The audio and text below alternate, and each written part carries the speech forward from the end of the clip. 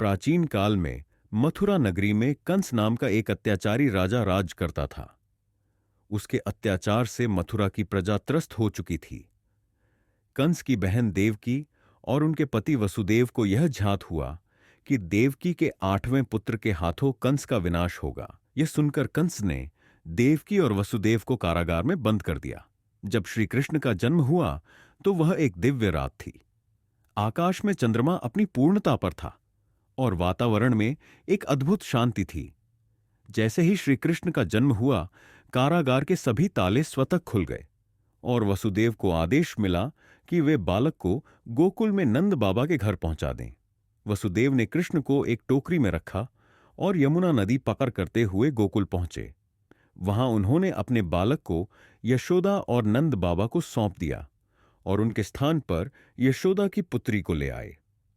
गोकुल में कृष्ण ने अपने बचपन की शरारतों से सभी का दिल जीत लिया। वे अपने मित्रों के साथ गायों को चराने जाते और गोपियों के मटकों से माखन चुरा लाते। गोपियां जब जब उनकी शिकायत लेकर यशोदा मैया के पास आती तो कृष्ण अपनी मासूमियत से उन्हें मना लेते। एक दिन की बात है, कृष्ण अपने दोस्तों के साथ गोपियों के घर पहुंचे। गोपियों ने अपने मटकों को ऊंचा लटका दिया था ताकि कृष्ण उन्हें न ले सकें। लेकिन कृष्ण ने अपने दोस्तों की मदद से एक पिरामिड बनाया, खुद ऊपर चढ़ गए और माखन खाने लगे। तभी गोपियां आ गईं और शोर मचाने लगीं। कृष्ण मुस्कुराते हुए नीचे कूदे और भाग खड़े हुए। कृष्ण की शरारतें बढ़ती जा रही थीं। एक दिन यशोदा मैया ने उन्हें माखन चुराते हुए पकड़ लिया। उन्होंने गुस्से में कृष्ण को पकड़कर ऊखल से बांध दिया। थोड़ी देर बाद कृष्ण ने उस ऊखल को घसीटते हुए पास के 2 जुड़वा अर्जुन वृक्षों के बीच से निकाला।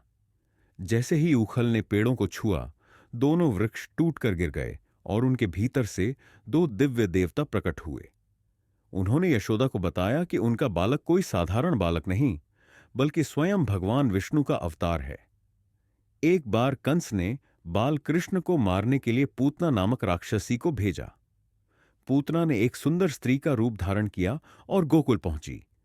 उसने कृष्ण को गोद में लिया और उन्हें दूध पिलाने का प्रयास किया, लेकिन कृष्ण ने उसके प्राण ही खींच लिए। पूतना अपनी असली भयानक रूप में बदलकर जमीन पर गिर पड़ी। इस घटना ने पूरे गोकुल को चकित कर दिया। जब इंद्रदेव ने गोकुल पर क्रोधित होकर भारी वर्षा शुरू की तो कृष्ण ने अपनी छोटी उंगली पर गोवर्धन पर्वत को उठा लिया।